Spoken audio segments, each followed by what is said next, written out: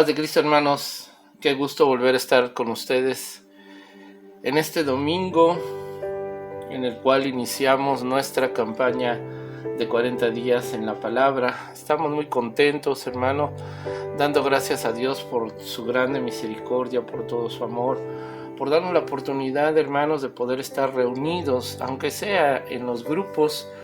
Pero, hermano, la iglesia no es el edificio, no es el templo. La iglesia somos nosotros, las personas. Y donde están reunidos 2 o 3, ahí está el Señor, ahí está la iglesia. Y bueno, hermanos, hoy iniciamos nuestro primer sermón de estos 40 días en la palabra, en el cual estaremos meditando acerca de la importancia que es la palabra de Dios en nuestra vida. Y bueno, queremos empezar, hermanos, en este día, primero orando, dando gracias a Dios y pidiéndole al Señor que Él bendiga este momento, esta palabra.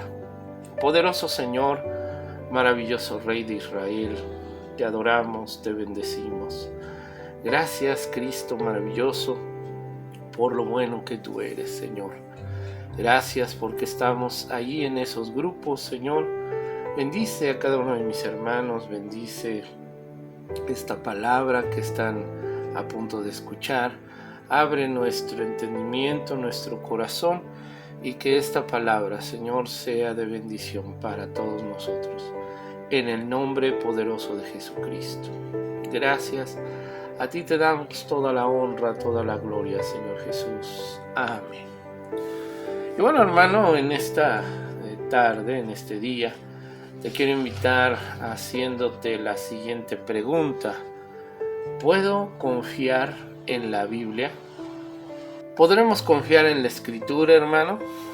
La Biblia es el libro más leído en toda la historia. Es el libro de mayor venta de toda la historia.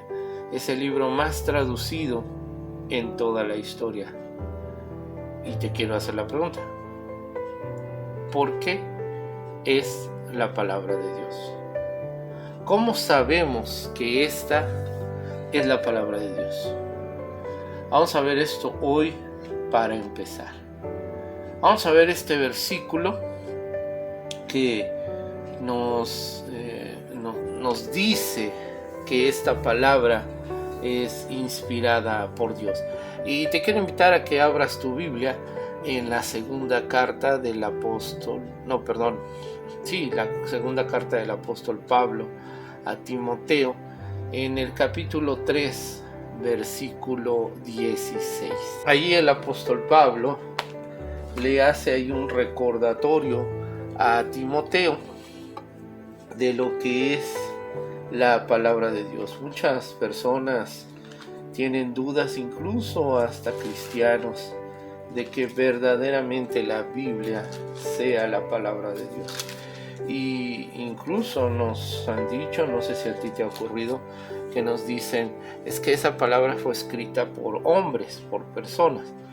Y pues sí, y tienen razón en ese aspecto, pero hoy tú vas a conocer algo maravilloso acerca de lo que dice la palabra.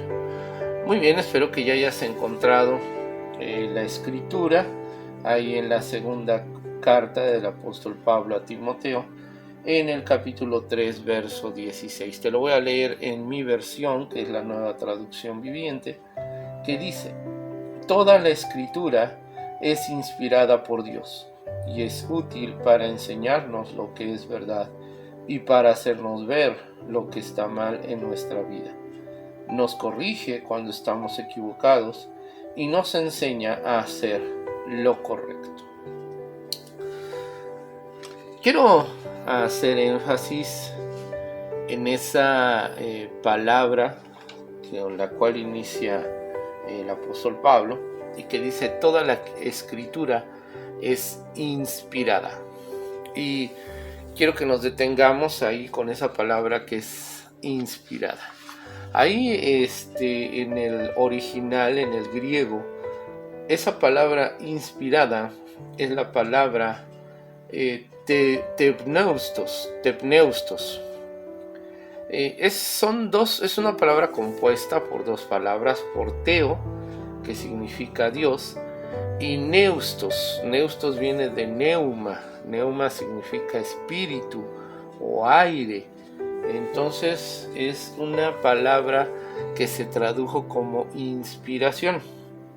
Pero si hacemos ahí el análisis de la raíz de las dos palabras, podemos entender que a lo que se está refiriendo el apóstol Pablo es que Dios inspiró, y esa palabra inspirar viene de cuando tú inhalas aire, inspiras, eso es inspirar, inhalas aire y exhalas aire, exhalas el aire por la boca, lo inhalas por la nariz, lo exhalas por la boca.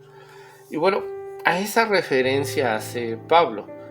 La inspiración viene de parte de Dios y no es que sea una especie de que Dios le estuviera dictando a los hombres. No, es como cuando tú tomas aire y empiezas a hablar. ¿Qué es lo que te hace hablar? Es el aire que hace que tus cuerdas vocales, que tu garganta, toda tu cara, tu cabeza, pueda emitir sonidos. El aire es muy importante. Sin aire no podemos hablar. Así que Dios inspira, de acuerdo a esta palabra. Dios da de su esencia y las personas escriben lo que Dios los ha inspirado. La Biblia dice que la palabra de Dios es el aliento de Dios. No solo es una buena idea, es la palabra de Dios para nosotros. Como resultado de esto, el Salmo 119 nos dice que todos sus mandatos son confiables. Todo lo que está escrito en la Biblia se puede confiar porque viene de Dios. Una cosa es que la Biblia afirme que es la palabra de Dios y otra cosa es que la Biblia diga que puede ser confiable. Pero ¿cómo realmente lo sabemos? ¿Cómo podemos estar seguros de que la palabra es confiable? ¿Cómo sé que es la palabra de Dios y no solo es un montón de historias, un montón de fábulas, un montón de escritos que no tienen que ver nada con Dios? Esta mañana vamos a resolver este asunto, porque existen pruebas increíbles, evidencias y hechos que necesitas saber para entender que tu palabra, tu Biblia, es inspirada por Dios y que es 100% confiable. Vamos a responder a la pregunta con la cual iniciamos: ¿puedo confiar en la Biblia? Y tú vas a tener que tomar una decisión basada en lo que vas a escuchar. Hoy vamos a empezar los 40 días en la palabra, en la inspiración. ¿Por qué puedo confiar en la Biblia? Y bueno, hay 7 razones. Te voy a ayudar en este sermón, y ahí en tus hojas que te han repartido los líderes tienes que escribir en la primera parte, en el número 1, tienes que poner: es precisa históricamente. ¿Por qué puedo confiar en la Biblia? La primera razón: es precisa históricamente. La Biblia es precisa históricamente. ¿Qué significa esto? Es decir, que la Biblia no solo es correcta teológicamente, no solo es precisa con respecto a la moral, a la ética, es historia verdadera, personas reales, lugares reales, en tiempos reales, es verdaderamente histórica. ¿Por qué la Biblia nos dice esto? Bueno, Dios no puede mentir. Si yo creo que la Biblia es inspirada por Dios, entonces nada de lo que esté escrito en la Biblia puede ser una mentira. Dios no puede mentir. Muchas personas preguntan, ¿hay algo que Dios no puede hacer? Y la respuesta es sí. Hay muchas cosas que Dios no puede hacer. Dios no puede negarse a sí mismo. Dios no puede arrepentirse. Dios no puede dejar de ser Dios. Dios no puede mentir porque Dios es la verdad. Así se dijo Jesús. Dijo, yo soy el camino, la verdad y la vida. Y además dijo que todo el que miente es hijo del diablo. Entonces, si yo creo que la Biblia está inspirada por Dios, entonces todo lo que está escrito en la Biblia es verdad. De hecho, la Biblia dice en Hebreos capítulo 6, verso 18, es imposible que Dios mienta. La única razón por la cual el universo funciona es porque Dios es Dios de la verdad, lo que significa que es verdadero todo el tiempo. Si este libro tuviera alguna mentira, no sería un libro divino, no sería un libro de Dios, porque Dios no puede mentir. En el Salmo 33, verso 4 dice, la palabra del Señor es verdadera. Eso no es que sea solo verdadero acerca de la salvación, es verdadero acerca de la historia, del tiempo, de los personajes, de los lugares. Es real, es cierto lo que está escrito ahí. La Biblia es primordialmente relatos de testigos oculares.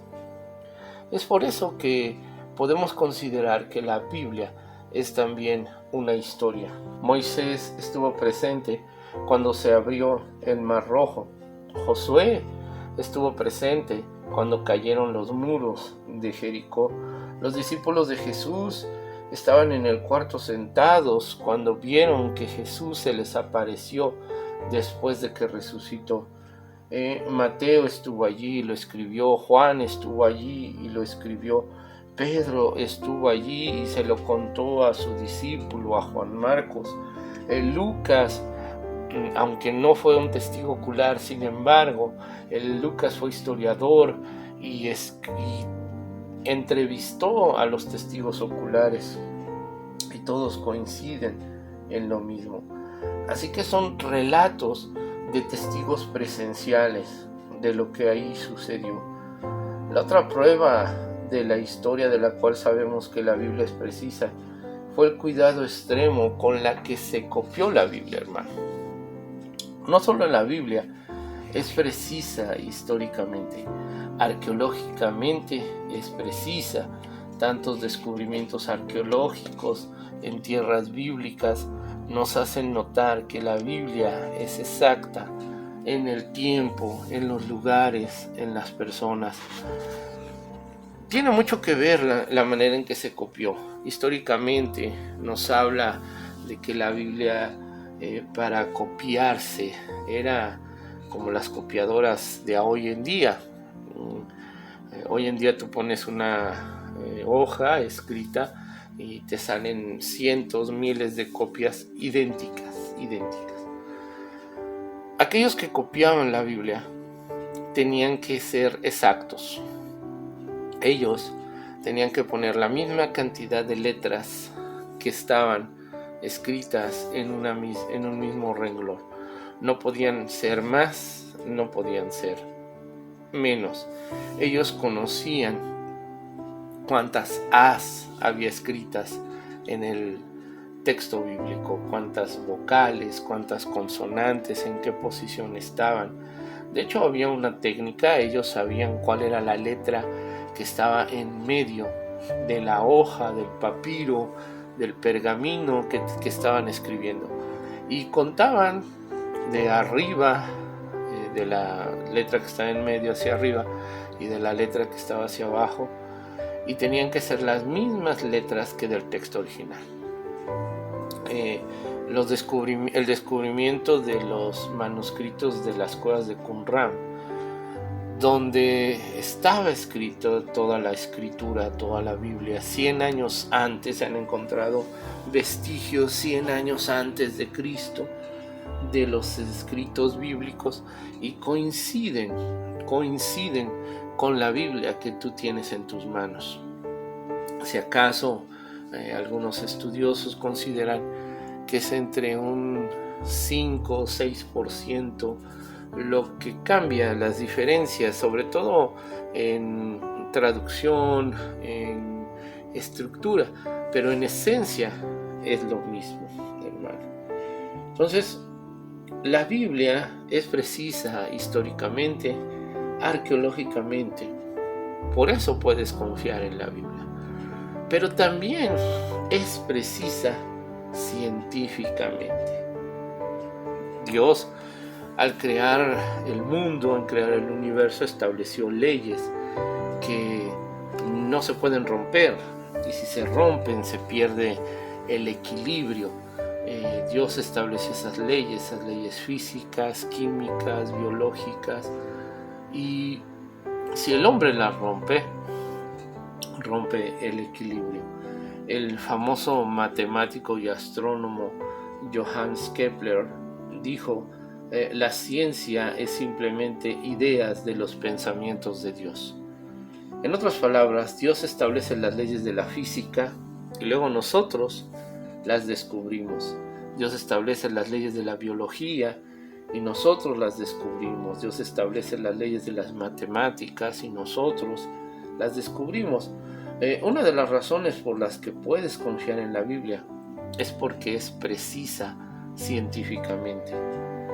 La Biblia dice en el Salmo 148 que toda cosa creada, esto es todo el universo, alabe al Señor, pues Él dio la orden. Es decir, Dios puso las reglas del movimiento, o las leyes de la termodinámica, las leyes de la gravedad, etcétera. Todas estas leyes físicas, leyes matemáticas, leyes químicas, todas estas leyes matemáticas, Dios lo hizo para que todo cobrara vida, todo estuviera en armonía, pues todo lo creado en su lugar por siempre y para siempre, y su decreto jamás será revocado.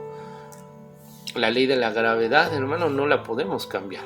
Una de las leyes que Isaac Newton promulgó fue que a toda acción corresponde una reacción, y eso es ineludible, eso no cambia. Yo no puedo hacer una acción y evitar que esa acción provoque una reacción, es ineludible. Es una ley que ha sido establecida y fue establecida por Dios. Un científico llamado Isaac Newton fue quien la descubrió. Y así te puedo hablar de todas las leyes que los científicos han descubierto y que fue Dios quien desde un principio lo estableció. Por ejemplo, por miles y miles de años la gente creía que la Tierra era plana. No fue hasta que Copérnico, Galileo, incluso Cristóbal Colón, se dio cuenta que la Tierra no era plana, que era con una forma redondeada, que era redonda, una esfera, una bola, por lo que se puede esperar que la Biblia dijera que la Tierra es plana, si es que la Biblia no fuera exacta científicamente. Durante miles de años, mi hermano, se pensó que la Tierra era plana, que incluso la Tierra terminaba en un punto y que de ese punto caían a un vacío enorme, sin fin. Esa era la idea que durante miles de años prevaleció. Sin embargo, no hay un solo versículo en la Biblia que diga que la Tierra era plana, ni uno solo. De hecho, dice exactamente lo contrario.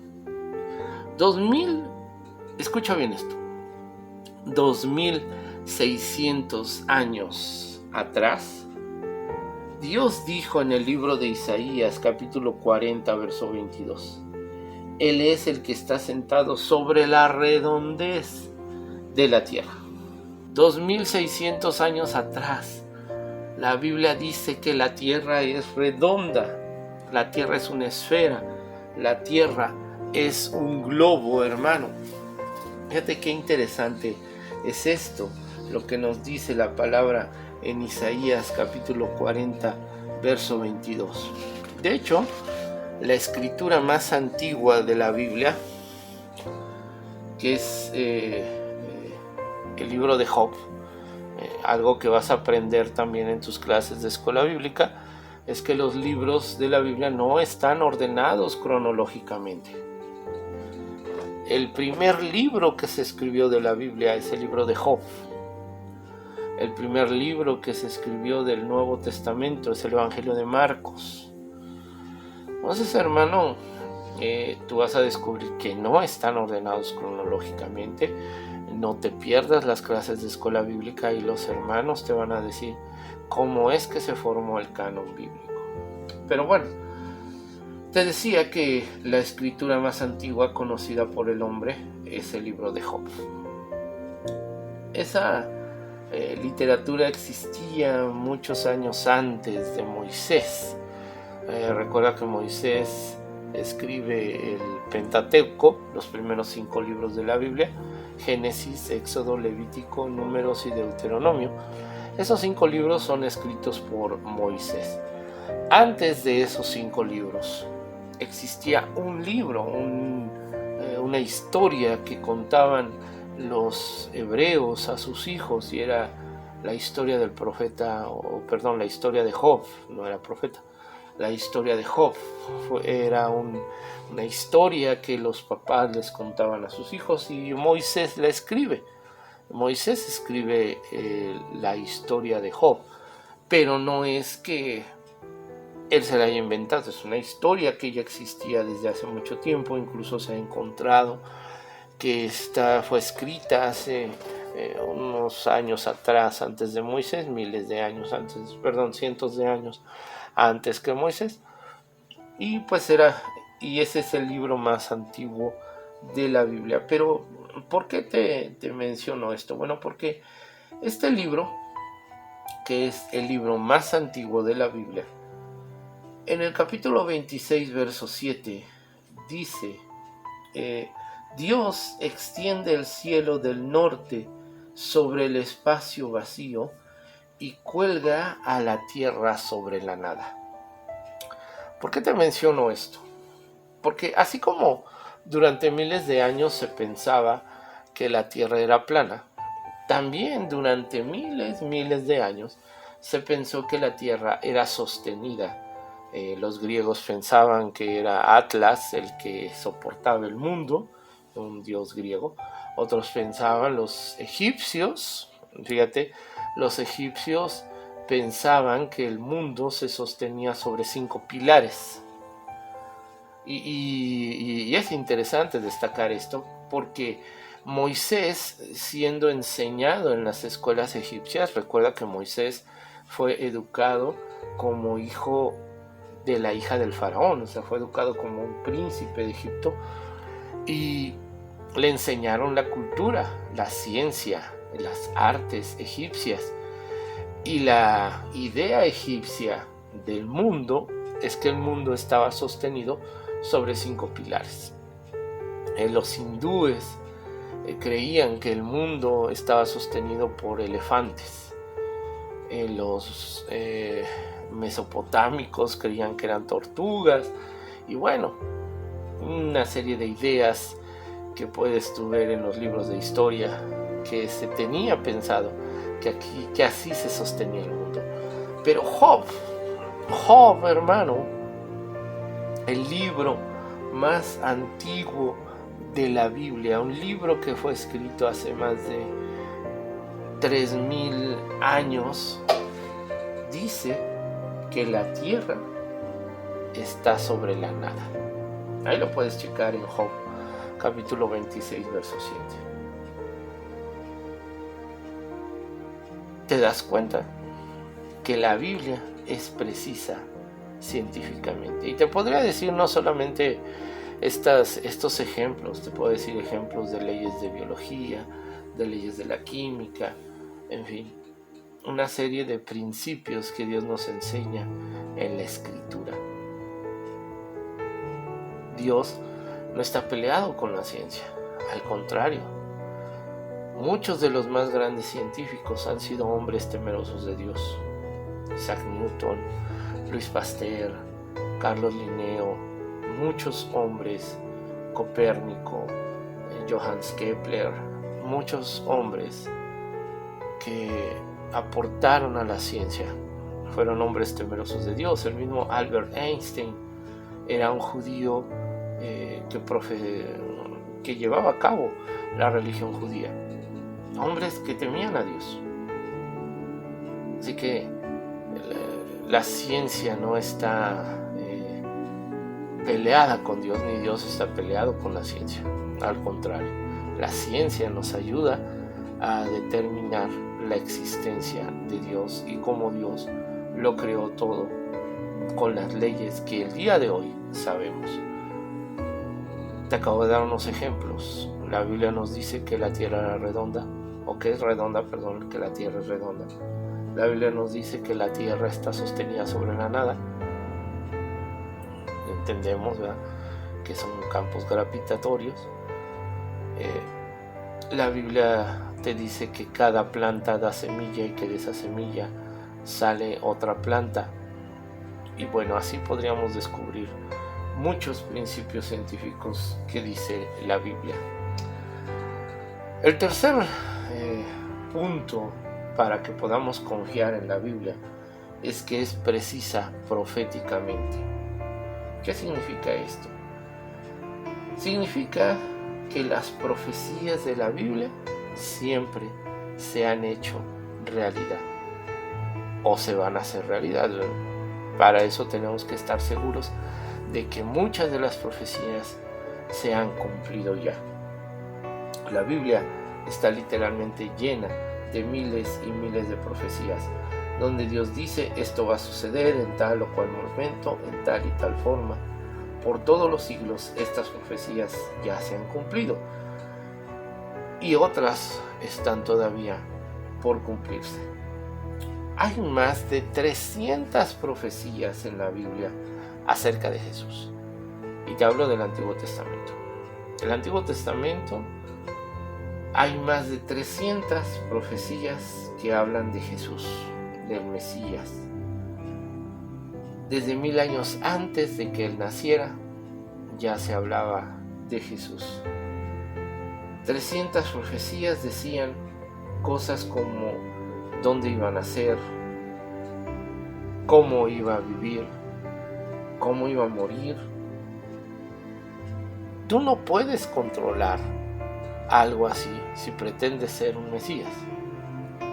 Tú no puedes hacer en tu vida, en toda tu existencia, que todo lo que tú hagas vaya acorde con más de 300 profecías que hablan de tu persona. Es imposible. Matemáticamente es imposible. Sin embargo, las profecías que están en el Antiguo Testamento dan testimonio de Cristo y todas se cumplieron. ¿Cuáles serían las probabilidades de que yo haga que 300 profecías acerca de mí se cumplan todas? Las probabilidades son tan enormes que es más entendible que Dios lo tenía todo planeado a que todo fue obra de la casualidad. No, eso numéricamente, matemáticamente es imposible, mi hermano. 1000 años antes de que Jesús viniera y muriera en la cruz, David en el Salmo de 22 describe lo que es la muerte por crucifixión. Esto es algo importante. Aunque tú no vas a encontrar en el Salmo 22 la palabra crucifixión, porque en los tiempos de David no se conocía la muerte de cruz. Pero en el Salmo 22 te va a describir David cómo fue la crucifixión. ¿Quién le dijo? ¿Quién le mostró lo que él no conocía en su tiempo? Sin embargo, 1000 años antes de que los romanos mataran a Jesús en la cruz, David describió cómo era morir en la cruz. ¿Cómo sabía esto? Pues únicamente Dios. La Biblia dice en la segunda carta de Pedro: ninguna profecía fue dada jamás por un acto de voluntad humana, sino que hombres inspirados por el Espíritu Santo hablaron de parte de Dios. Durante los tiempos bíblicos, nadie quería ser profeta. No es como ahora, hermano. No es como ahora que se quieren levantar ministerios proféticos, que todo el mundo anda buscando ser profeta. En el Antiguo Testamento, en los tiempos de Jesús, en los tiempos de los discípulos, de los apóstoles, nadie quería ser profeta. ¿Saben por qué? Porque era ley, hermano, era ley que un profeta de Dios tenía que estar con un 100% de certeza en lo que hablara. Si te equivocabas solo una vez, entonces se consideraba como un falso profeta. Y la ley judía marcaba que aquel que decía algo y no se cumplía era mandado a la muerte. Si te equivocabas solo una vez, en ese momento se te catalogaba como falso profeta. Y hay muchas personas que en la actualidad se dicen ser profetas, pero su promedio de efectividad ronda entre un 10 y un 20%. Si tomamos en cuenta lo que dice la palabra de Dios, todos estos que se dicen profetas ya hubieran muerto. Para ser profeta de Dios es que lo que tienes que hablar, lo que dices que te dijo Dios, se cumple. Por eso no hay que creerle, hermano, a todos. Toma el ejemplo de los hermanos de Berea. Por eso, hermano, también es que se da esta campaña de 40 días en la palabra. No queremos que te engañen, no queremos que escuches falsas doctrinas. Tenemos la palabra profética más segura, que es la Biblia. La Biblia tiene certeza, la Biblia es confiable. La cuarta razón por la cual puedo confiar en la Biblia es porque temáticamente está unificada. Esto significa que el tema central de la Escritura, de principio a fin, desde el libro de Génesis hasta el libro de Apocalipsis, es Jesucristo. Ese es el tema central de la Biblia. Y esto es muy, muy importante. Desde Génesis hasta el final de la Biblia, Jesús es la figura principal. Es un libro temáticamente unificado. Tú me podrías decir, bueno, yo conozco muchos libros que tienen el mismo tema de principio a fin. Y estás en lo cierto, yo también leo libros y hay muchos libros que son de un mismo tema y puedes leerlos de principio a fin con el mismo tema. Pero hay una gran, abismal diferencia entre esos libros y nuestra Biblia.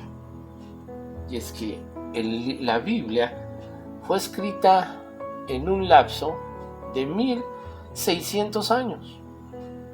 Desde el primer libro, que es Job, hasta el último libro de la Escritura, que es Apocalipsis. Hablo cronológicamente, hablo en el tiempo. El último libro que se escribe de la Biblia es Apocalipsis. Es el libro que cierra el canon bíblico y ahí se cierra la profecía de Dios. Ahí, hermano, transcurren 1600 años. Y es interesante esto, porque este libro fue escrito durante 1600 años por 40 autores diferentes en 3 diferentes continentes. en 3 diferentes idiomas. Los que escribieron la escritura, casi ninguno se conocía entre sí. ¿Cómo crees o cómo me puedes explicar que 40 autores diferentes, que hablaban diferentes idiomas, que se encontraban en diferentes lugares y en diferentes tiempos, todos coincidieran, todos se hubieran unificado en un mismo tema? Puedes decirme libros que hablan de un solo tema, pero un autor, o cuando mucho 3 autores. He leído libros de 4 autores, pero ya ahí ya se diversifica las opiniones. Pero cuando lees la Biblia te das cuenta que pareciera un mismo autor quien lo hace. Se centran en Jesucristo. ¿Cómo crees tú que pudieron haberse puesto de acuerdo para todos hablar de Jesús? Lucas, en el capítulo 24 del evangelista Lucas, cuando Jesús va caminando y se encuentra a 2 de sus discípulos que iban hacia la ciudad de Maús, el Señor se acerca con ellos y empieza a platicar, empieza a hablar. Y ahí menciona Lucas, en el capítulo 24, que Jesús les habló desde los escritos de Moisés, por los libros proféticos y por todo el Antiguo Testamento acerca de lo que las escrituras decían de él. ¿Sí me entiendes? La mayoría de las personas piensan que el Nuevo Testamento se trata de Jesús y que el Antiguo Testamento se trata de Israel, pero no es así. El Nuevo Testamento no estaba escrito cuando Jesús anduvo en la tierra. Él estaba hablando del Antiguo Testamento. Y el Antiguo Testamento, desde los primeros libros, los primeros 5 libros, que es Génesis, Éxodo, Levítico, Números y Deuteronomios, hasta los últimos libros, que son los 12 profetas menores, en cual el último es Malaquías. Todo el Antiguo Testamento se trata de Jesús. Y Jesús les habló a esos discípulos que iban hacia Maús de lo que las escrituras hablaban acerca de él. No les habló del Nuevo Testamento, les habló del Antiguo Testamento. Dice el Señor en Mateo capítulo 5 verso 18: les aseguro que mientras el cielo y la tierra, y ni siquiera un punto o una coma se quitará de la ley, hasta que todo se cumpla. Que mientras el cielo y la tierra existan, ni un punto ni una coma se quitará de la palabra hasta que todo se cumpla. La cuarta razón por la cual puedes estar seguro de que la Biblia es confiable trata un solo tema, y ese tema es Jesús. La quinta razón por la cual puedes confiar en la Biblia es porque el mismo Jesús confirma la confiabilidad de la Biblia. Jesús confiaba en la Biblia. Jesús hablaba de la Escritura, nunca la negó. Siempre hablaba de la Escritura. Muchos dicen, no, es que yo confío en lo que Jesús dijo, pero no estoy muy seguro de lo que otros escribieron. Bueno, déjame decirte que Jesús confiaba en lo que los hombres escribieron. Hay algunas iglesias que niegan el Antiguo Testamento. Hay iglesias que dicen que no, el Antiguo Testamento ya ni siquiera hay que leerlo, y solo leen el Nuevo Testamento. Jesús avaló el Antiguo Testamento. Jesús hablaba del Antiguo Testamento. Cuando él enseñaba la palabra, lo que le enseñaba era el Antiguo Testamento.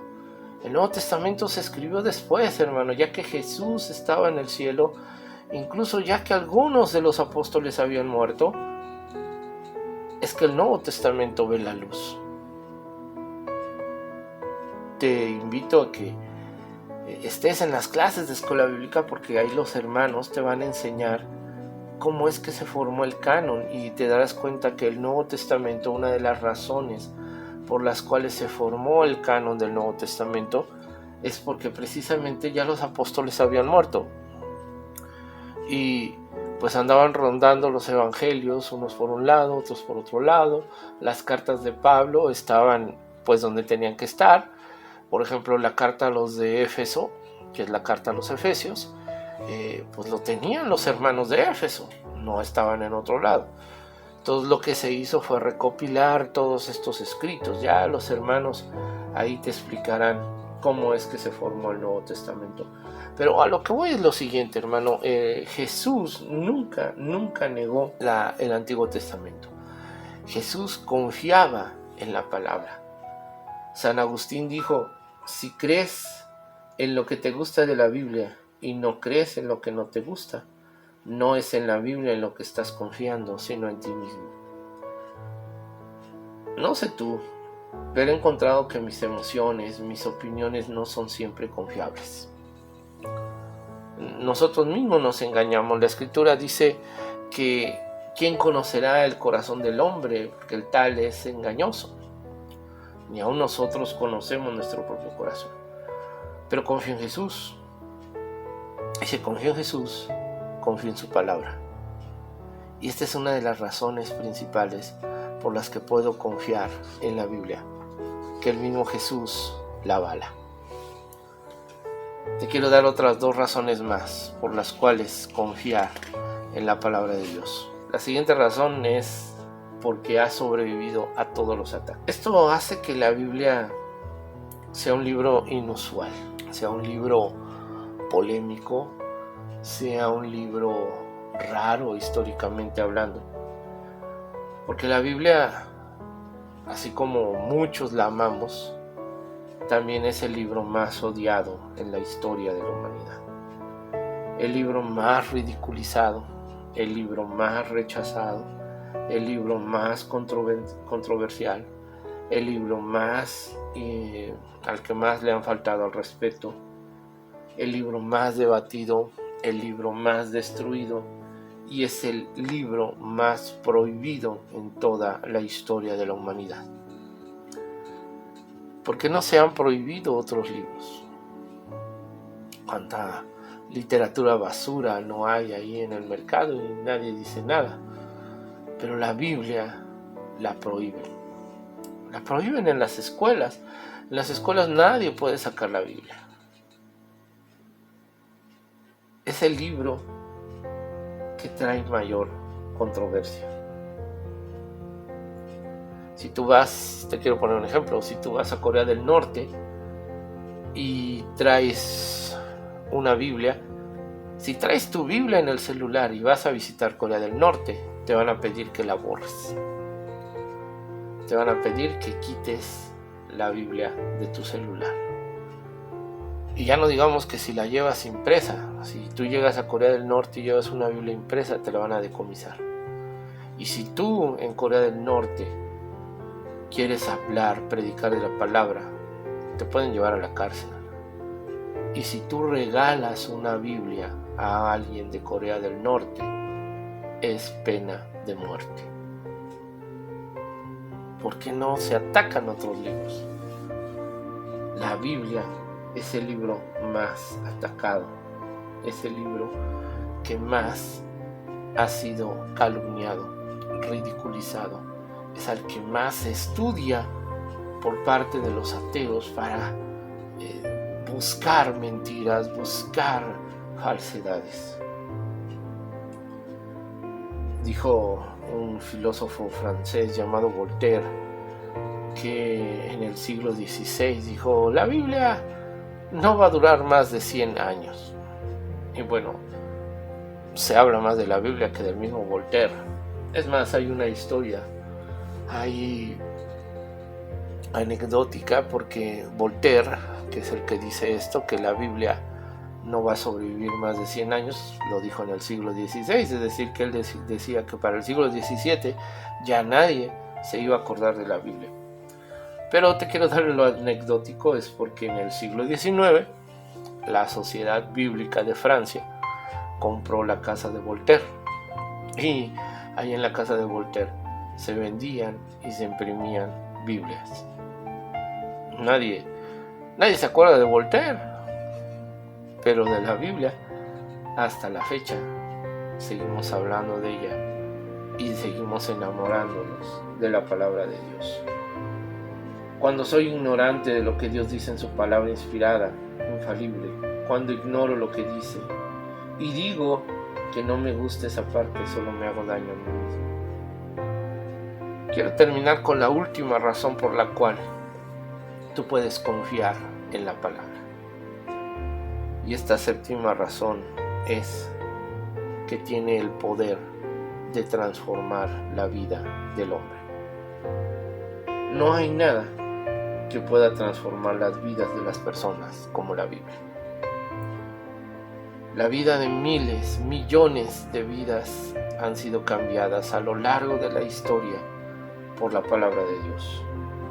Gente que fue presa del alcoholismo y cuando tuvieron el encuentro con la palabra de Dios fueron liberadas de ese yugo del alcoholismo, de la adicción, de la prostitución, de la homosexualidad, de las pasiones más bajas y más perversas. La Biblia ha liberado al ser humano, ha liberado a millones de personas que estuvieron metidos en las fauces, en las garras del pecado.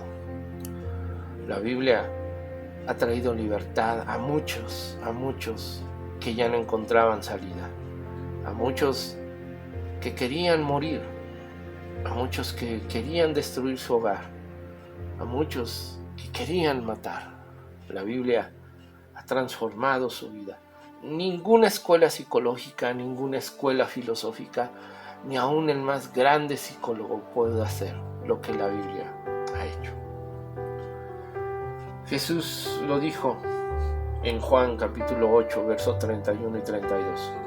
Si ustedes permanecen en mi palabra, serán verdaderamente mis discípulos y conocerán la verdad, y la verdad los hará libres. Quiero preguntarte, ¿tú crees todo lo que lees en el internet? ¿Tú crees todo lo que se publica en el internet, en las redes sociales? ¿Lo crees todo? ¿Crees que todo lo que ves en la televisión es real? ¿Crees que todo lo que lees en los periódicos, en las revistas, es real? ¿Crees que todo lo que se escribe, lo que se dice, lo que se ve, es real? No, mi hermano, no. Entonces, ¿por qué pasamos tanto tiempo viendo, oyendo, leyendo mentiras? ¿Y por qué no leemos lo que sabemos que es verdad? La pregunta fundamental, la pregunta más importante que te debes de hacer el día de hoy es: ¿voy a seguir lo que el mundo me enseña, lo que el mundo quiere que lea, lo que el mundo quiere que vea? ¿O voy a conocer, a aprender lo único que es verdad, que es la palabra de Dios? Hermanos, si este libro no fuera verdad, estaríamos todos en muchos problemas. Yo estaría metido en muchos problemas. Tú también estarías metido en muchos problemas.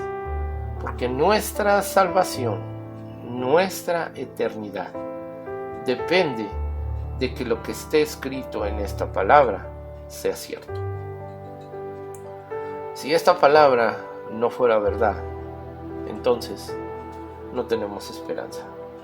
Entonces, todo el cielo, todo lo que hemos creído es una mentira. Pero Dios se ha encargado de que su palabra se preserve íntegra hasta el día de hoy, hasta el siglo XXI, ya casi mediados del siglo XXI. El Señor ha permitido que su palabra se mantenga íntegra. ¿Qué vas a hacer?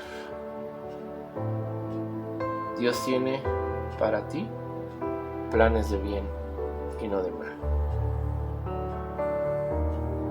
Este libro te dice que tu vida no es un accidente. La ciencia no te dice eso. Este libro te dice que existe un propósito para tu vida. La psicología y la filosofía no te dice esto. Este libro te dice que Dios te creó para amarte. El mundo no te dice eso. Este libro dice que puedes ser perdonado por tu pasado, que puedes tener un propósito para vivir, que puedes tener un lugar en el cielo. Este es el libro que te dice que no importa el problema que pases, Dios tiene el control y busca para ti el bien y no el mal. Este es el libro que te dice que hay una razón para tener esperanza. El plan de Dios para tu vida es bueno. El plan de Dios para tu vida es agradable. El plan de Dios para tu vida es perfecto. Pero solo lo puedes conocer a través de la perfecta palabra de Dios. Quiero invitarte a que oremos, hermano, en el nombre de Jesucristo. Que le des gracias al Señor por esta palabra. En la próxima semana vamos a seguir analizando ese versículo, 2 de Timoteo 3:16, porque vamos a seguir hablando acerca de la inspiración divina. Pero hoy yo quiero, hermano, que le demos gracias a Dios, porque Él preservó su palabra íntegra hasta nuestros días. Porque podemos tener un acceso en nuestro idioma y fácil o factible hacia su palabra. Porque esta palabra se haga viva, esta palabra se haga viva en nuestro corazón. Que haga su obra transformadora en nosotros. Y que también muchos conozcan la palabra de Dios. Te voy a invitar a que oremos en el nombre de Jesucristo. Padre bendito, Señor Dios Todopoderoso, te adoramos, Señor, te bendecimos. Muchas gracias, Señor, por este mensaje en el cual podemos entender que podemos confiar íntegramente en tu palabra, que esta palabra es viva y es eficaz, que no tenemos por qué dudar en lo que está aquí escrito, sino al contrario, confiar ciegamente en que lo que está escrito en esta Biblia ha salido, Señor, de tu corazón. Padre, que esta palabra, Señor, se haga viva en nuestra vida. Que esta palabra, Señor, pueda, Señor, traspasar hasta lo más profundo de nuestro corazón y pueda transformar nuestra vida. Ayúdanos, Señor, para que así sea, para que esta palabra la conozcan más, Señor. Manda obreros, Señor, manda obreros para que todo aquel, Señor, que no conoce tu palabra pueda entender, descubrir que tú eres, Señor, Rey de Reyes y Señor de Señores, y que a través de tu palabra te conocemos, te entendemos, te comprendemos y te creemos. Gracias, Señor, por la vida de mis hermanos. Bendícelos, bendice a aquellos, Señor, que están padeciendo en esta crisis. Por los que están enfermos, Señor, te pedimos en el nombre de Jesús. Los que han sido detectados con esta enfermedad de COVID, Señor, te pedimos que limpies sus pulmones, limpies su cuerpo, Señor, limpies todo su ser, y que ellos, Señor, den testimonio de tu poder, de tu grandeza. Ayúdanos a mantenernos firmes, Señor, siendo tu palabra el fundamento de nuestra fe. Ayúdanos, Señor Jesús. Ayúdanos, Padre, para que nos mantengamos así. bendice cada célula, bendice cada líder, cada grupo, en el nombre poderoso de Jesucristo. Gracias, Señor, y ayúdanos también, Señor, el día de mañana a iniciar nuestro ayuno de 21 días, que podamos terminarlo, Señor. Ayúdanos, danos la fuerza, Señor, para que no claudiquemos y que el día 21, Señor, de este ayuno podamos, Señor, darte gracias porque tú nos has ayudado. Gracias, Señor Dios Todopoderoso. Te damos la honra, Señor Jesús, toda la alabanza. Amén. Amado hermano, te doy muchas gracias por haber puesto atención a esta enseñanza, a esta predicación. Pregúntale a tu líder cómo vamos a llevar a cabo la campaña. A partir de mañana estaremos compartiendo con los líderes un devocional diario de 5 minutos que ellos te van a compartir en sus grupos de WhatsApp. También te van a entregar unos separadores que los vas a tener que usar para que memorices el texto que va a ser cada semana. Te vas a memorizar 6 textos durante las 6 semanas que dura los 40 días en la palabra. También queremos que memorices los nombres de los 66 libros de la Biblia. Las primeras 3 semanas queremos que te aprendas los libros del Antiguo Testamento y las últimas 3 semanas te aprenderás los libros del Nuevo Testamento. Sigamos, hermano, orando unos por otros. También te van a compartir los líderes una guía de oración semanal, porque el ayuno tiene que ir acompañado con oración, y también una guía del ayuno de Daniel. Léela, escudriñala y estúdiala para que podamos nosotros cumplir con esta encomienda de parte de Dios. Oremos, hermanos, ayunemos. La pandemia está muy cerca de nosotros. Seguimos en semáforo rojo. Si escuchaste las noticias, todo el mes de enero vamos a estar en semáforo rojo, posiblemente también en febrero, no lo sabemos, pero vamos a estar cumpliendo y obedeciendo a nuestras autoridades. Sigamos reuniendo en las casas, hermanos, tenemos esa oportunidad de parte de Dios. Sigamos cuidándonos, hermanos, no nos descuidemos, sigamos usando el cubrebocas a la entrada de las células, haya el gel, y guardemos la sana distancia. Tratemos de no convivir tanto entre nosotros. Hermanos, reciban un saludo de mi esposa, de un servidor. Sigan viendo los videos de Popotina, los de I-Team Primera de Temisco, los de Neos de los jóvenes, y pronto tendremos también la escuela dominical para niños. Ya estaremos dándote informes. Reúnete entre semana con tu líder en la célula. Es ahí donde vamos a hacer la labor evangelística. Ellos ahí te van a dar un tema, y los domingos estarás teniendo escuela bíblica, donde pues vamos a levantar ofrenda, todo el registro, y te van a estar hablando acerca de cómo se formó la Biblia en libro. Vamos a hablar acerca del canon bíblico. No se va a modificar mucho el horario, seguimos iniciando 11 de la mañana, algunos están iniciando 9, y tratamos de que el tiempo se haya ajustado. Son 45 minutos de escuela bíblica, 15 minutos para descansar, un receso, tomar quizás agüita, ir al baño. A las 12 inicia el culto y estará terminando 1:30 de la tarde. Hermano, mi deseo es que Dios te bendiga. Sigamos adelante y nos estaremos viendo pronto. Dios te bendiga. Espero que haya sido de bendición este mensaje para tu vida, mi hermano, para tu familia. Síguenos en nuestras redes sociales, @Primera IFCJ Temisco, en Facebook, YouTube e Instagram. Compártelo con todos tus amigos, con tus vecinos, con tus familiares.